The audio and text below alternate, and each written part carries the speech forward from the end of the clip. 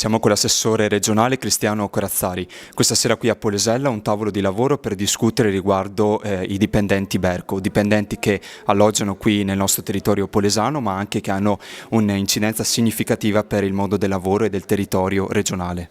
Beh, certamente parliamo di circa 500 posti di lavoro messi in discussione, dei quali oltre 100 proprio relativi al Polesine, quindi un impatto sociale ed economico molto pesante per il nostro territorio. Questo incontro con le parti sociali, con gli amministratori servirà dapprima per fare una strategia insieme come territorio, secondo come regione noi proponiamo naturalmente l'attivazione del tavolo di crisi che sarà convocato dal collega Mantoan già la settimana prossima, mi pare lunedì, e chiaramente anche l'attivazione di tutti gli ammortizzatori sociali.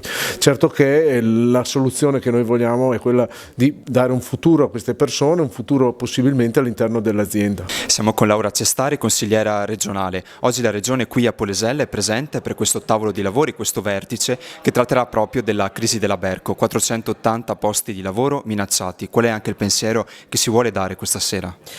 480 persone, delle quali 150 polesane, quindi l'impatto non è soltanto nella zona di Copparo dell'Emilia Romagna, ma è anche nella nostra regione che è di confine.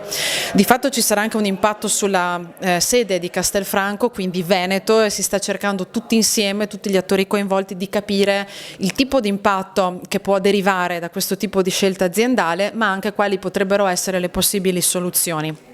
Quello che io auspico è che non sia una semplice sfilata di autorità, una sfilata politica, ma davvero persone, amministratori che si mettono al lavoro. Già 4 anni fa mi ero occupata del tema perché già c'erano problemi da un punto di vista di contratto integrativo, quindi anche in quel caso erano stati fatti scioperi. Pensavo che la cosa si fosse risolta almeno per un 80% e invece ci troviamo ancora oggi a lottare per la stessa azienda con le stesse persone. Io spero veramente che anche la riunione del 5 novembre che si terrà a Roma dia ottimi risultati e che dia almeno delle aspettative in termini di riallocazione perlomeno delle persone, o comunque che si attivino tutti gli ammortizzatori sociali possibili. Io sono a disposizione, insomma conosco tantissime delle persone che lavorano in Berco, per cui davvero spero che si possa addivenire ad un risultato concreto e fattibile. Siamo con l'onorevole Nadia Romeo. Questa sera qui a Polesella un vertice importante. Quali sono le aspettative che vi ponete anche da dare ai dipendenti, tanti dipendenti polesani della Berco?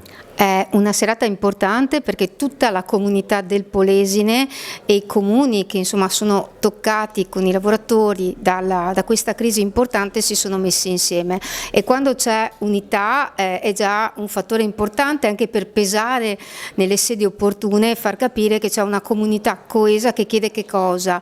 Chiede di stare non solo vicino ai lavoratori, ma anche di dargli una dignità nella garanzia di un lavoro che è quella di salvare e di trovare quelle che possono essere delle soluzioni, a partire dalla sospensione ovviamente della mobilità, delle sospensioni al governo, e quindi cercando di trovare quelle possibili soluzioni di rilancio dell'automotive o comunque di rilancio delle commesse in grado di ovviamente far rimanere l'azienda sul territorio. Siamo con Emanuele Ferrarese, sindaco di Polesella. Polesella questa sera ospita questo vertice con la presenza anche di numerosi sindaci, ma anche una presenza regionale e anche nazionale con senatori.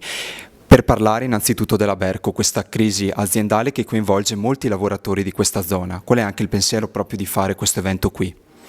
Sì, l'intenzione era quella di coinvolgere ad un tavolo tecnico tutte le parti interessate, in primis i piccoli comuni del Polesine che pur essendo di un'altra regione sono storicamente interessati da questa azienda, perché da quando è nato poi il ponte di Polesella il collegamento è stato diretto, quindi quando si parla di dipendenti Berco si parla anche di dipendenti che vivono e alloggiano sul nostro territorio.